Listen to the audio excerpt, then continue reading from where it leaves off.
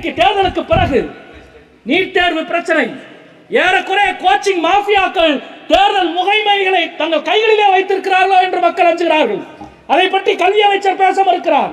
ரயில் விபத்தை பற்றி ரயில்வே அமைச்சர் பேச மறுக்கிறார். மணிப்பூர் வன்முறைகளை பற்றி உள்துறை அமைச்சர் பேச மறுக்கிறார். ஆனால் அதற்கு பதிலாக தேர்தலுக்கு பிறகு இந்தியாவின் பல இடங்களில் சிறுபான்மை மக்கள் மீதான தாக்குதல் கட்டவிழ்த்து விடப்படுகிறது.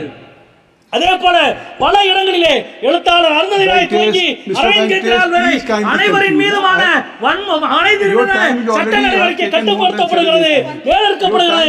இவைகள் நிறுத்தப்பட வேண்டும். இந்த தேர்தல் இந்த தேர்தலின் மூலம் உங்களது சரிவு ஆரம்பமாகிவிட்டது.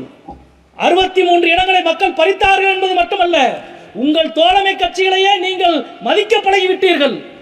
12 எம்பிக்கள் கொண்ட என்டிஏவின் கட்சியை பிரதமர் எழுந்து நின்று வணக்கம் சொல்கிறார். அது இந்த நாட்டின் தலைப்புச் செய்தியாக மாறுகிறது.